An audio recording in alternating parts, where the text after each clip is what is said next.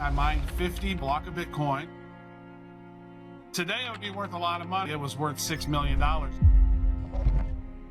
The fan on my laptop was, and then it went out, and then my motherboard melted, and then I got all the important files off of my computer, except those magical 55 Bitcoin that I left behind. The people who are building and figuring things out and using technology to augment what they're doing, they're the ones that are going to stay relevant, and the ones that aren't using it at all are going to be eaten and cooked because they're becoming obsolete. To me, I think the beginning of Web 4 is a few months ago when the web started to build itself. These autonomous agents and this intellectual agentic economy that's happening is different. It's beyond just Web 3 where you can just own these assets. Imagine doing search engine optimization before Google even made it a thing. Imagine building a website within 36 hours upon touching your first computer. Today, my guest has done it all and more. AI agents aren't going to be handing paper dollars to people. They're going to be trading in stablecoins. They're going to be trading in Bitcoin, Ethereum-based coins, and other ones that are in the ecosystem. So that's just really where it is. I think we're in such an interesting place right now. I don't need a job. I didn't come to Dubai for a job. I came here to retire my bloodline. Ladies and gentlemen, please help me welcome Travis Wright on The Base Show. Travis, welcome to The Base Show. Right on. That's my pleasure to be here and looking forward to chatting with you. Tell me how and where did this Web 4 come from and how are you living and experiencing this? Right. So really, if you take a look at the history of the web, right, and even the time before it was called the World Wide Web, my first technology that I got that it's actually one of my first core memories is when my mom brought home this Atari Pong. And this Pong was like a little table thing with two knobs on it, and it had a connector that connects to the back of the television. And I was so fascinated by the thing that connected to the back of the TV. I remember watching, you had to take a little screw, and they had these little two prongs, and you had to screw them in. And this was like a UV or AV sort of selector. And you'd be like, watch TV, play Pong. And I was like, whoa, technology is going to be a wild ride for us. And as we go through, Web 1 was sort of this thing where you could go and you could essentially read the internet. It was read only. Web 2, when that started happening, that was more of the social dynamic started happening. You had that social layer to it. So you could read and now you could write. And since that time, some people still, they have never shut up. They just keep going, keep talking. And that's Web 2. So we didn't lose that part. We have added to it. So we have Web 1 and we have Web 2, and now you add Web 3. And we saw this early on when we were doing Bad Crypto Podcast. It was like, look, blockchain seems to me like we're in Web 3. We called Web 3 before it was called Web 3. And I said, we can own assets now. Bitcoin allows you to own digital assets. When Satoshi came across and was able to figure out that double spend issue, right? Where Sahib, I can send you $10 worth of Bitcoin, but I can't send that same $10 to everybody else that's tuning into the show, but I can with an MP3 or a PDF, right? And so when Satoshi figured that out, that was the beginning of Web 3. And to me, I think the beginning of Web 4 is a few months ago when the web started to build itself. These autonomous agents and this intellectual agentic economy that's happening is different. It's beyond just Web 3 where you can just own these assets. Now what's happening is the participant in the web has changed. And it's thinking, and it's going out autonomously, and it's building stuff while you sleep. You can have an army of these things. So in my opinion, I think we have definitely crossed the chasm into Web 4, although most people haven't called it that yet. And it'll probably be a while before most people see it as that. It always takes a while, Sahib, for people to get up to speed and go, oh, wait a second. Web 2 wasn't named until Web 1 wasn't named until 13 years after Web 1 began, right?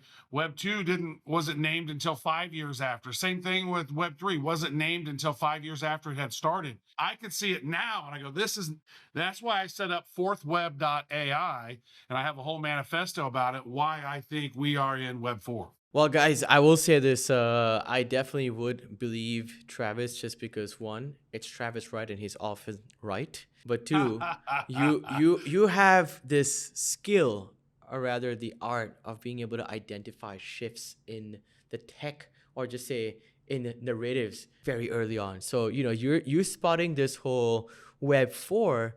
And I did go through the fourth web, by the way, Travis, and it's very fascinating. And of course, everything that you've kind of mentioned there, it's really things that we're experiencing today with the whole agentic payments or X402 or just the whole agentic world that we're seeing. But tell us more about this whole manifesto, right? Like, I think, what is this next shift that you are seeing, or at least I would say rather predicting? Well, I mean, if you've been paying attention to what's been happening with AI now and how quickly it moves, like think about this. Like in 2000, I think it was 2021 is when I got on Dolly 3, and I was so impressed by that you could make these really hilarious looking avocado chairs. Oh, look, you can tell it to make an avocado chair and it would make chairs, and it wasn't great, right? But I was like, dude, we're getting close. This is going to be great soon.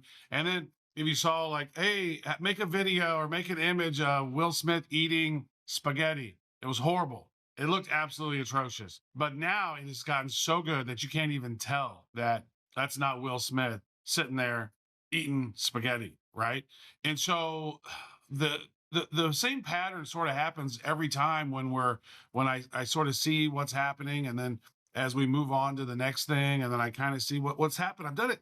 I don't even know how many times I've done it in my career at this point, probably close to 10, where I would see where things are and then I would see like, oh, look where this is heading. And then I would start learning about this and then educating people about this as I'm learning about it. And then just kind of like it happened multiple times for me. Like, as you mentioned at the top, I got online at the University of Kansas where we finally had a good internet speed. It was a DSL connection in 1996.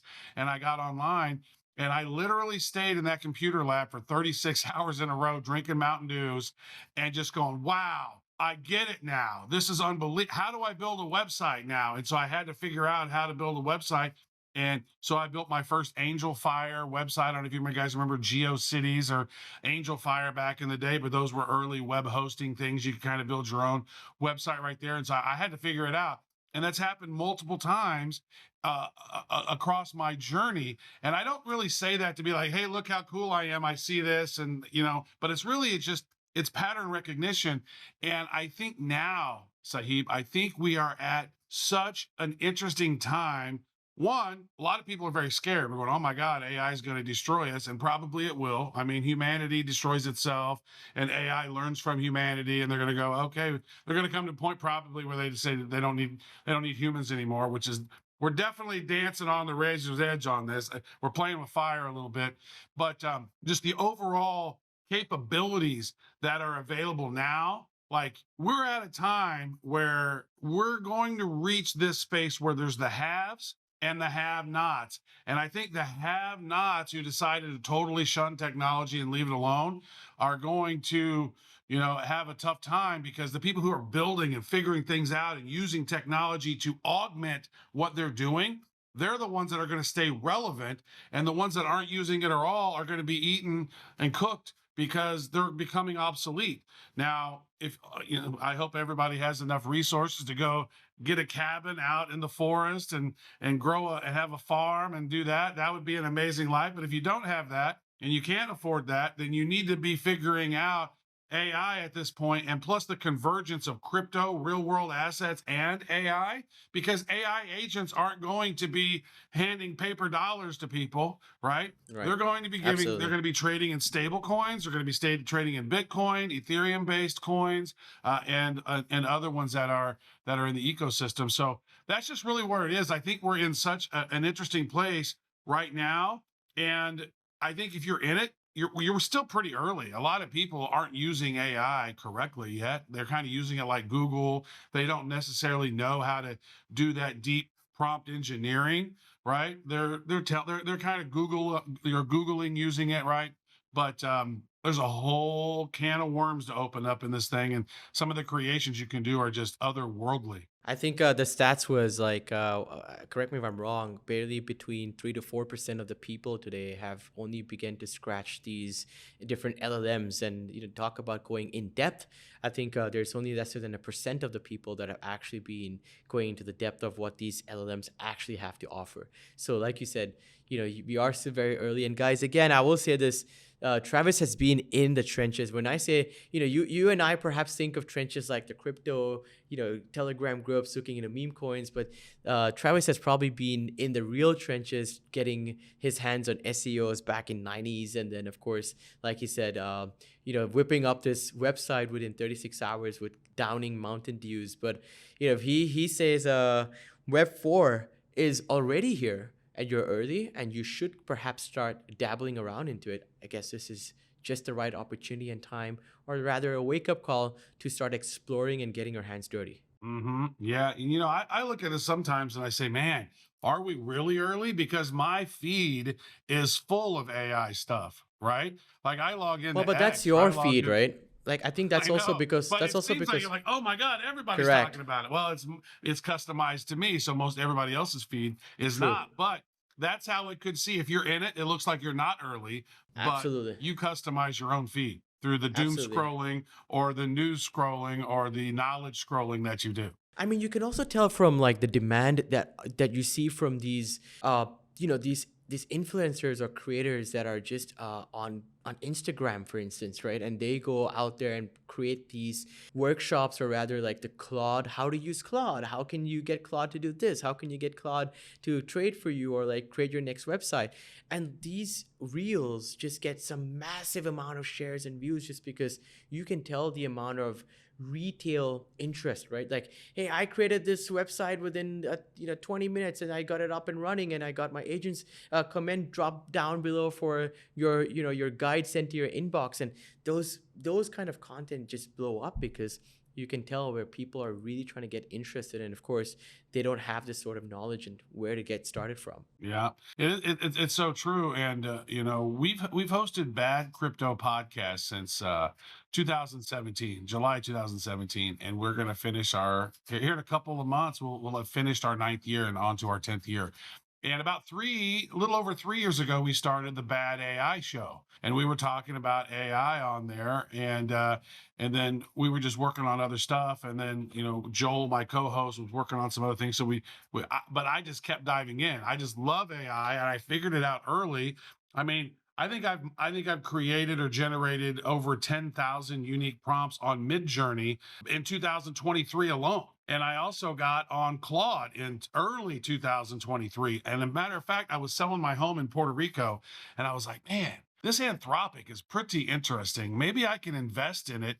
And then I looked and I saw that the valuation was already $4.1 billion. I was like, $4.1 billion already? Dude, they're not making any profit right now. How's it worth $4.1 billion? And man, if I had to put that 100K in there, You like I still was be thinking, up. like, how could I do? Dude, it's worth 900 billion to You will be up. 1.2 trillion dollars now. Yes, sir. So that would have been a fat one. But Yeah.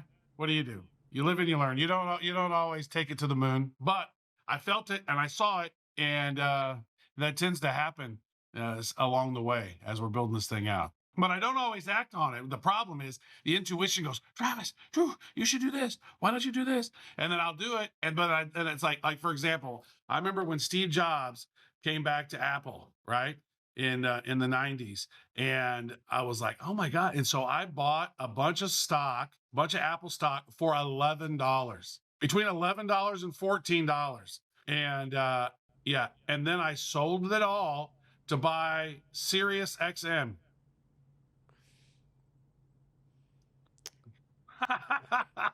Dude, that was even before they did their stock split. Dude, I should have just been buy more Apple, buy more Apple, buy more Apple, buy more Apple. Nope. So it's okay to see things, but you need to act on them. And it's like, and I'll tell you this, that same thing happened in 2010 when I saw Bitcoin for the first time. I saw the Slashdot article, and it said in like July something 2010. and it was like, oh, Bitcoin Core, the new 0.3 version out. And I was like, what is this magical internet money? And I've never been a fan of the Federal Reserve banking system. And so I was like, whoa. And here's the issue about this. I was working at Semantic at the time. I was the global digital strategist for Semantic. And I talked to, I don't know how many people I talked to. I was like, dude, check this out. What do you think of that? Not one of some of the smartest people that I know gave even an inkling of interest to it. And man, I was like, man, I guess it might not be as important as I think it is. And so trust your gut. Don't always listen to people. But I went ahead and I mined Bitcoin. I mined a block of Bitcoin. I had 50 of them. And then I went to a website. It was a Bitcoin faucet from Gavin Andreessen. You could go every 24 hours, once a day, you could click and get 5 Bitcoin for free. 5 Bitcoin every 24 hours. You could just go and click it. And so guess what I did? I went and clicked it every day for 1 day in a row. I just wanted to test it out. I was like, well, this is cool. I get some free Bitcoin. Dude, and I was early to Doge too. They had these Doge faucets. And it was like free Doge co.in or something. And you could go there and like every day they would just give you a ton of Doge. And I remember just, oh yeah. But those early days when you're so at the early stage, you're a pioneer. And so you're getting arrows in the back because you don't know. I didn't know to back these coins up. I didn't know how I needed to set that up early on. And obviously now, not your keys, not your crypto. But in 2010, and I'm like, whoa, I mined a block. That was really awesome. And actually, I didn't even know that I had mined a block because it was just running. And then I was like, well, how do I have 50 Bitcoin here? It looks like I mined a block. Wow, that's cool. But the fan on my laptop was wee, and then it went out, and then my motherboard melted. Oh. And then I got all the important files off of my computer, except those magical 55 Bitcoin that I left behind. Wow. So ouch. Today it would be worth a lot of money, and at one point it was worth $6 million ish, right? Ouch. Maybe even a little bit more than that. Oh. And about $6 million. But I say, dude, I remembered it when it hit $1,000. I was like, what? Bitcoin's hit $1,000? It did this thing, right? It went, and then it went back down like 100 something bucks. I guarantee you, I would have sold those Bitcoin for 50 grand. I would have been like, and I would have been pleased with that. The only problem is that I should have bought it back in when it was $100, and I just, life gets in the way. And actually, what's another interesting story is in 2011, when Bitcoin had gone back down, it was doing its thing. I don't even know how much Bitcoin was in 2011 at this moment, but I was buying gold and silver because of that sort of real estate market crash that happened in 2007, 2008, everything was depressed. I was like, dude, gold and silver are going to take off. And honestly, if I had taken 25% of what I had spent on gold and silver during that time and had put it into Bitcoin, it would be worth a couple, $2-3 billion. So it's like getting it, seeing it, getting close to it, bouncing around it. But man, that's like a coulda, shoulda, woulda story right here, right? So I often right, but not always right, Sahib. The only thing I can take away from this is Travis Wright needs to believe in himself. Sir, you need to believe in yourself. Travis Wright needs to listen to his intuition more. Wow. I mean, I was going to say this when you said I sold my Apple stocks right after that, and then I was like, it almost feels like you bought Bitcoin at $5 and you sold it at at $10. But this to me is even way more painful, the fact that you mined the 50 Bitcoin and lost it because your motherboard had a meltdown, and again, you didn't have access to it. But also, even if you had bought it, like you said, you would have sold. But hey man, I guess like I said, you have been a legend in spotting in things very early. Maybe not the diamond hands that you need or should have had. Oh my God! If I'd have had Apple diamond hands, dude, that would have been enough. But here's the thing, man. It's like I've won enough, and it's like I think that you can cry about your losses, but those are the things that, if those things hadn't happened, and I wouldn't, other things wouldn't have happened. And so it's just part of the story, man. It's like, I welcome, you either win or lose. And when you lose, it's a lesson, and don't take it too personal. Just be like, all right, what's next? And you just keep going and keep building. And I think, especially in this space, man, you just got to keep building, keep growing, and keep stacking skills. That's one thing that I've done the whole time, is that I don't watch a lot of television. I don't play a lot of video games. I don't watch movies often. I am reading and I'm researching and I'm learning. And I think that that is like that. I kind of have this pattern recognition because I'm paying attention to things that maybe other people aren't, because I don't I don't feel that, dude. I don't know. I don't know what it is, but whenever I feel like I'm just sitting there watching TV or something, I just feel like I'm being lazy, and I'm like, oh my god, I should be doing something productive. And a lot of people are like, no, playing these video games is productive. But there was a time in 1998 or 1999, I think it was, where the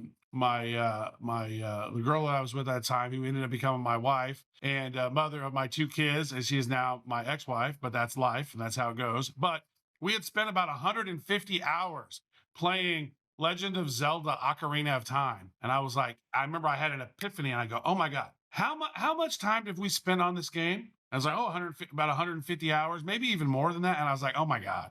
I was like, dude, I could be learning. I could be building websites on Dreamweaver. I could be learning. I could level up my Photoshop skills. I could be building things. And so I made a conscious decision at that time to not waste time frivolously, because all you have is time. You have just a certain amount of it. And if you waste it on things that aren't, benefiting you long term, you don't get that time back. And next thing you know, you're like, damn, I coulda, shoulda, woulda. And here I am still going, damn, coulda, shoulda, woulda. But I'm in it. I'm in it every day. I'm hitting home runs, and that's okay. I can cry about it if I want, but with that, it'll help. Yeah, absolutely right. Now, I was going to ask, saying that, hey, you're perfect at spotting these trends, and perhaps the diamond hands could be an issue. But what would be the best advice for people to kind of invest in the next big thing? And of course, you said it perfectly right. Invest in yourself, right? Like, invest in stacking up those skills. Invest in being able to expose yourself to these, like you mentioned, the future of the web, which is the agentic side of things, the agents, and just build, experiment, fuck around if you have to. Just make sure that you're being able to identify that sort of a skill set that you have. Excuse me for my French, but no worries. I always say that about myself, is that I'm a shit figure outer, and if I were to put one thing on my LinkedIn bio, and shit figure outer, like, that's it. Because it's like that. For example, recently, Zach, the CEO of MBIO here at Multibank, we're the crypto arm of the Multibank Group, he was like, hey, we need to have a new video for our 4 pillars of the business. The old one sucks. We don't like that one. And this was on a Friday. He's like, man, he goes, how long until our creative agency can finish it? I was like, dude, they said it's not going to be done for like 2 or 3 weeks, maybe a month. He's like, oh my God, we need that like Monday. And I was like, you know what? I will figure something out. And so over the weekend, man, I spent probably 20 plus hours, and I learned how to go through on Higgsfield, learn how to make character reference sheets, and make an amazing video with Dance. And when I brought it in on Monday, it was like 65% done, and I didn't know how to do it at all. I was like, but I'm gonna figure it out. And I did, and it came out, and then I sat on it for a week, spent some more time building it out, and then boom, 2.5-minute video that came out spectacular, that looked like it would have taken a team of 10 6 weeks to do, just months ago. Respect. I mean, that is exactly who you want on your team, because at the end of the day, you just want to, figure it out, get shit done. And with all the access to the tools that we have to our fingertips today, like you mentioned, there's no reason that we can't go out there and just try to play around, experiment, and get shit done. Yeah. Can we share on here on the video? Because it was like, this is one of those things where I'm like, dude, this is one of my favorite things that I've done in a while. And because I didn't know how to do it. I literally was coming from having zero knowledge on how to do it. And I was like, oh, let me figure this out. So it was pretty cool. We do screen share? Yep. And 3, 2, 1.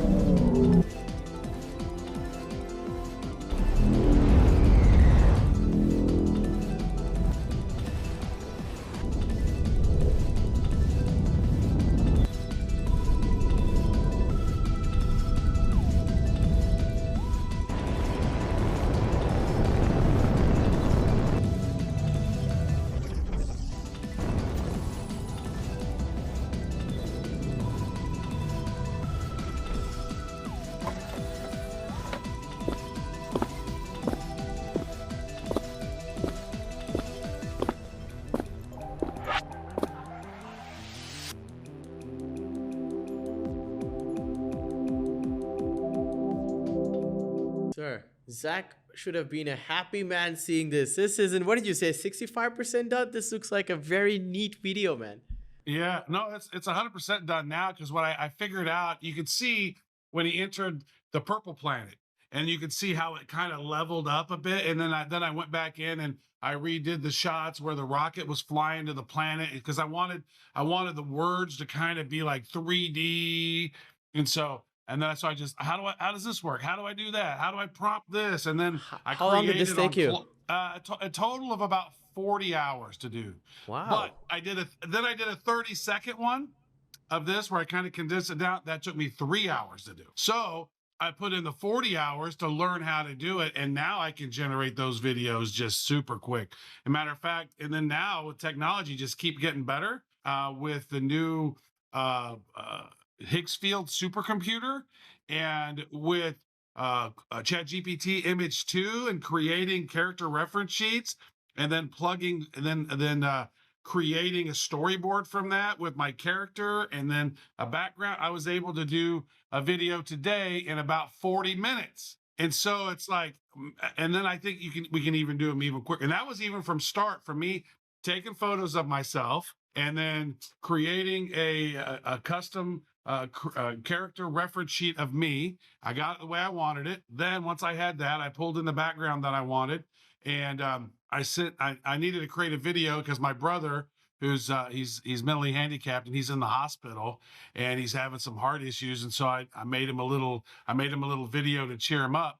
I was like, well, how do I do this? Let me use what I've just learned here and create something for him. And dude, I tell you, dude, all it is if has school beaten the curiosity out of you? If school beat the curiosity out of you and you don't like to read and you don't like to learn, then guess what? That's exactly where the global elite want you to be dumb and fat and just pacified and lazy. But I said, hey, I will be fat on my own, but I will not be lazy. I love it, man. Wise words, friends. Whoever's watching this, guys, this is as real as Travis can get, and really appreciate that. This is some awesome work, Travis. Talking about where the money is going, and I think this is a perfect junction to touch upon it because you've shown some massive numbers out there with Multibank. Travis, for anyone that has not been exposed or known Multibank before this, please enlighten us. Who is Multibank? What are you guys doing? And perhaps what is MB.io? Yeah. Well, you kind of saw a bit of it if you just watched that video. And so that's what excited me about it when I was, so I've hosted Bad Crypto for so long. And then I also was a host. Mario Nawfal was on one of our shows really early and in his journey. And he goes, hey, man, I need a good host. Can you come host some of these shows for me? And so in addition to Bad Crypto, I hosted some shows with Mario, did about 250 shows over however long. And I saw a bunch of projects. And then plus with Bad Crypto, we saw so many different projects, but I'd never seen one really quite like Multibank and Multibank Group and how they have the 4 pillars of the business, right? They have the TradFi side of things where they have the where you can trade contracts for difference like Bloomberg or any of these other type of tools where you could buy and trade stocks and gold and equities and put options on them and do all of this and leverage it.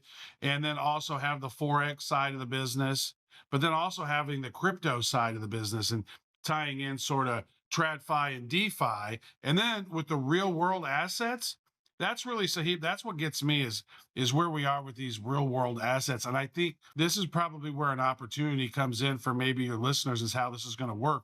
Because in the World Economic Forum, I don't know if you heard this, but they kept saying, oh, the year 2020 or 2030, you will own nothing and you will be happy. And I'm like, bullshit. People are not going to not own anything and be happy. They will be not happy at all. We want to own a piece of everything, right? And so, NFTs showed us that these tokenized assets had value, but there was a lot of cartoons and stuff in that. And Joel Comm and I, we were the first podcast to mention NFTs in 2017, at least that we can find. Nobody's ever found an earlier mention of NFTs before us. And we were talking about crypto kitties, and it was just hilarious. I was like, what? You mean this crypto kitty NFT can have sex with another NFT and make a baby NFT? And then I was like, oh, wait, that's genius. So you mean I can take traits from this and create traits with that and create, whoa. And then digital asset ownership. Oh, wow. Wait a second. This is going to be huge. And so early on, it was not huge. They were, they were these different assets, and you saw them with Bored Apes and a lot of the other ones.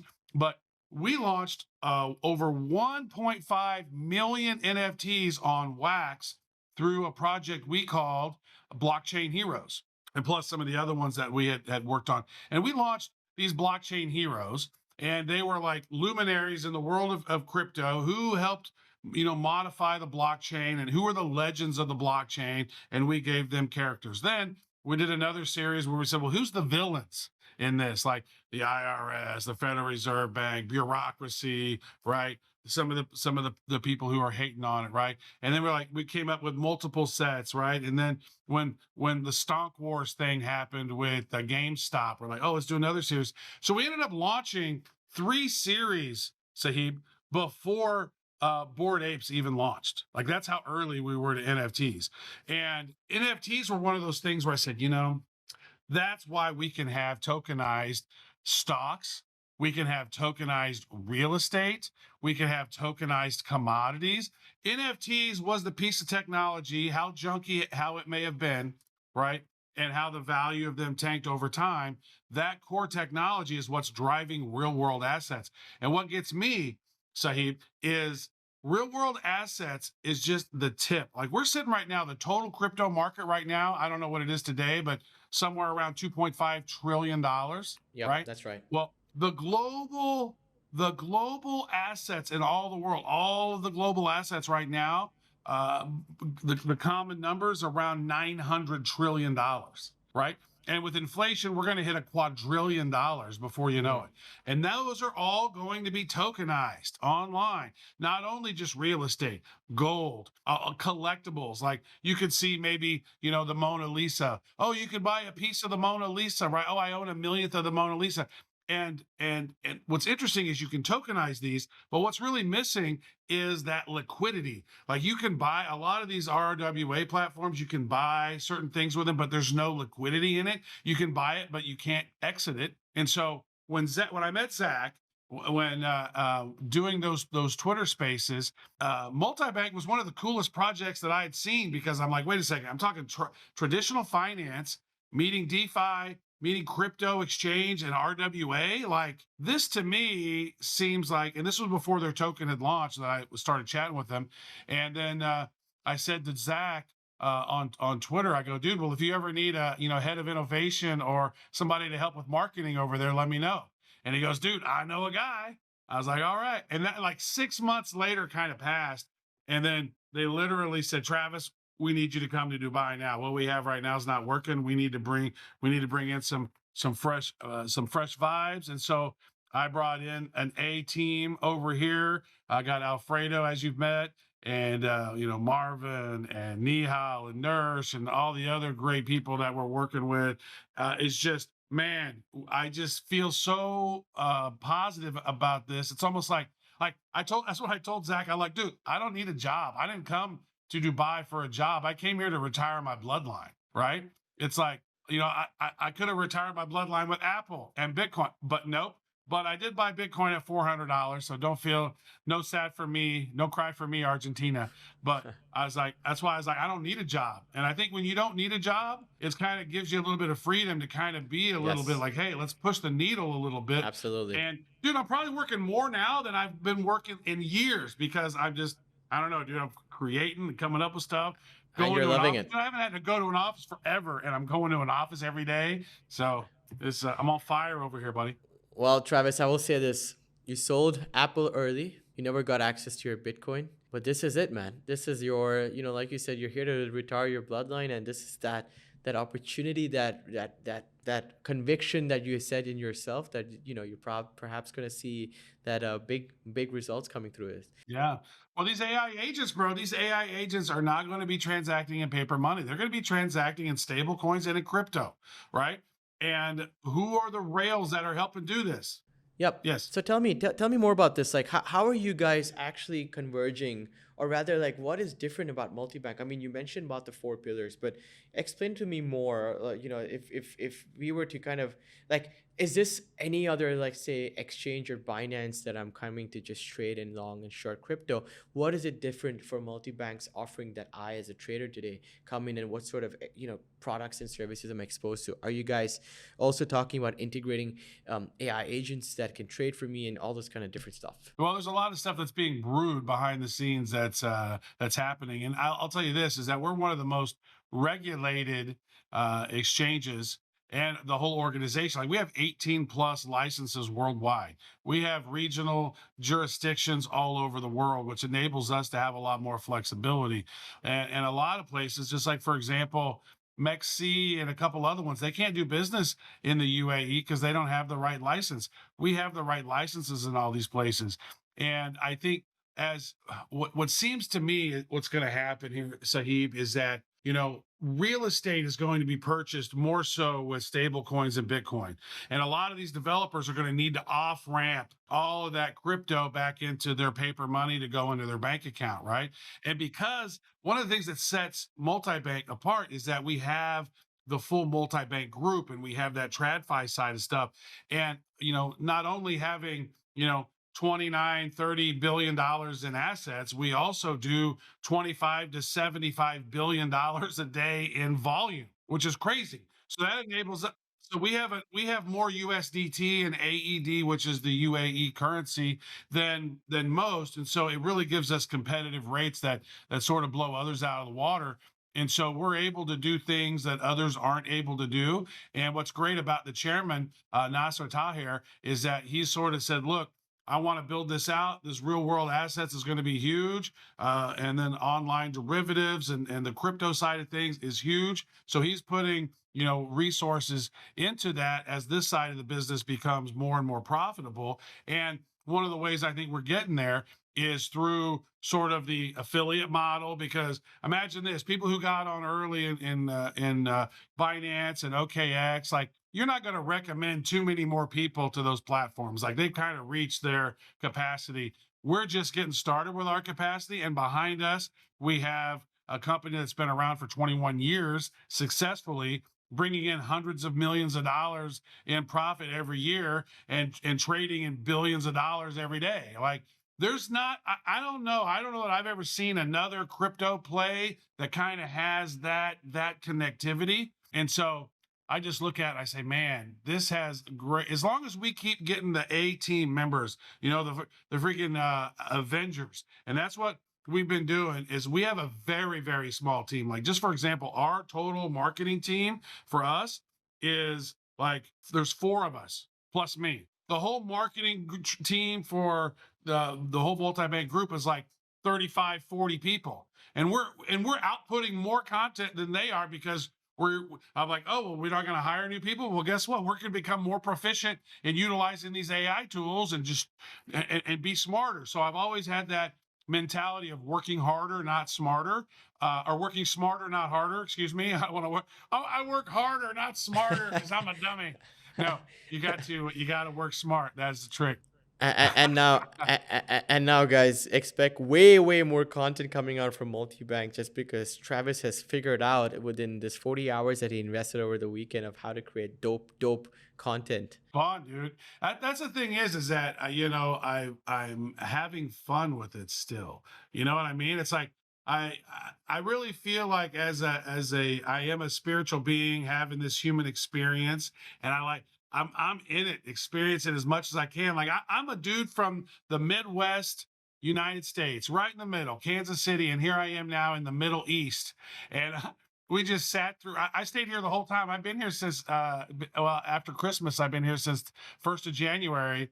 100%. So I stayed here through the war stuff that was going on, and crazy stuff happening around here, and drones and alarms and missiles and sirens and like what's going on. But I was like, we are on a mission here to do something big. And so I'm not leaving. But actually, I am going to leave here in a couple of weeks to go back to America for a bit because I need a break, need to see my family, send us some love, and head back. But dude, I really like it here, man. I don't think there's any place like Dubai on the world. It's like living in the future. I definitely will hit you up when I'm in Dubai next time. But just to kind of give you some more perspective, I'm not sure you've been to Bangkok, but I would definitely love to show you Bangkok and give you this side of the world's experience as well. Dude, I've been to Bangkok. I've been to Koh Samui. If you ever come to Thailand, you must get suits. Like I got some custom suits made there, dude. Like in Koh Samui, this amazing tailor there. Let's see, 3 custom jackets that were cashmere with Oriental silk on the inside, fully custom, badass. Pocket squares, ties, 4 or 6 custom made shirts, and I spent like $500 or something, dude. It was just crazy. It's like you can literally get that stuff done in Dubai, and it would cost the price of 3 trips to Thailand, or you could just take a trip to Thailand, get some suits made. Good news here is I didn't share this about myself, but I am born in a family business of bespoke tailoring. This is my bread and butter. And my granddad actually built this. We have this business running for 7 decades now. So whenever you're in Bangkok next, please give me the pleasure of giving you the ultimate bespoke experience. Beautiful. Wait a second. So can you custom? So I've had an idea around because I don't know if you guys create the fabric or how that works, but I've seen these different designs. Like I would love to have sort of the hexagons of Multibank as sort of a shirt, like the honeycomb of it with like the logos in different places. I'd like to have fabric Let's do it. MBIO and then make custom shirts from that for our You know, audience. have you seen this gentleman called Herbert Sim, the Bitcoin man, who wears that Bitcoin suit everywhere he goes? Okay. Long story short, let's get this experimented challenge on my side, and I can perhaps get you a few suits or maybe even a shirt in the MBIO logo essentially. No, that'd be awesome. I know there'd be some other ones we'd like to give those to our big holders and whatnot. And we've started a new affiliate program, and since our logo is, it's a hexagon. So now our community and affiliates it's the hive. So you got to join the hive with the hive mind, and then we're gonna have some fun with that. That's going to be launching more officially here in Istanbul next week. Beautiful.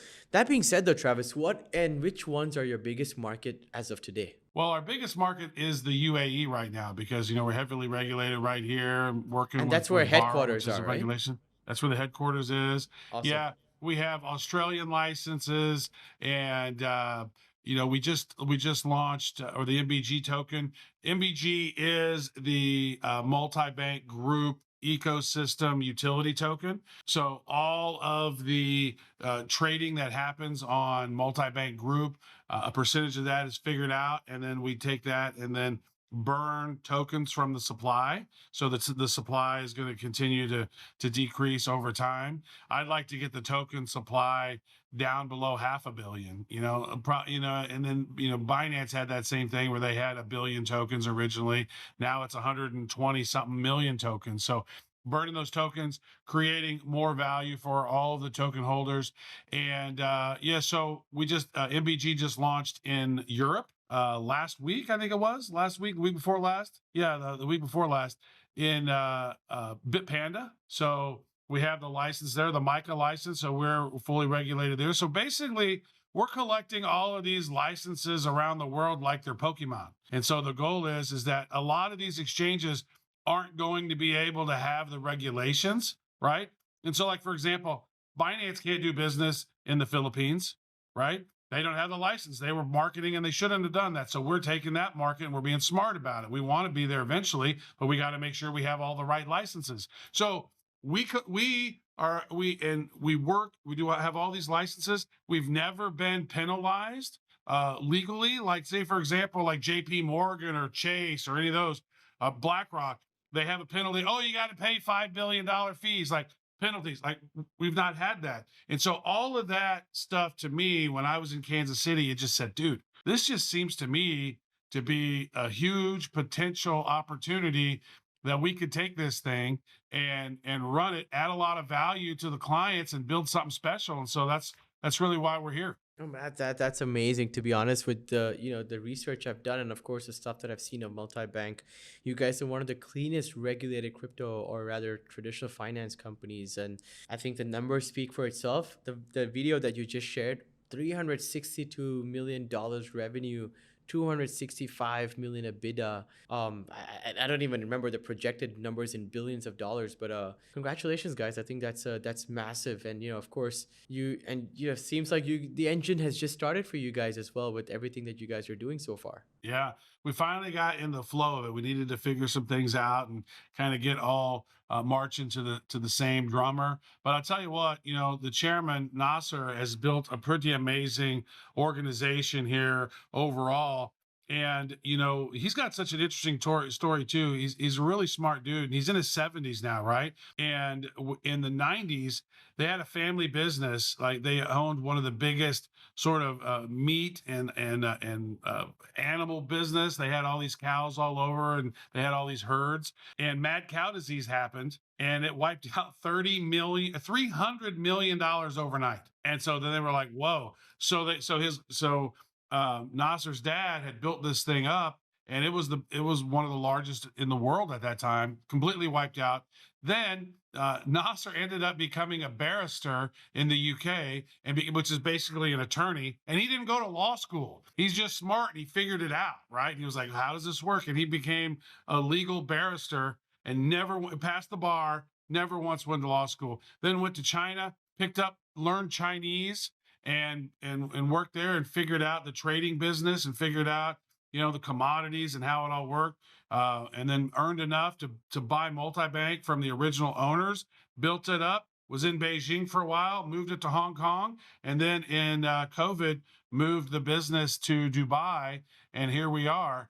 And it's been pretty impressive. You don't normally hear of that story of somebody who their family was successful, then they lost it all, and then they built another empire back. Like, it's really commendable. Massive respect. Massive respect. Yeah. Well, I mean, Travis, I will say this as well. I mean, there's when I did my research on multi-bank before getting onto this podcast, I could, the numbers impressed me a lot. And of course, speaking with you, I can see that the team has definitely put in the Avengers. And I often see, like, you call yourself the shitpost maxi as well, and you have this very unique humor. Oh, a shit figure outer and a shitpost maxi. That's good. Yep. And I love these titles, but of course, I can see that you bring some very serious strategic value and I'd say strategies and tactics to Multibank and MB.io.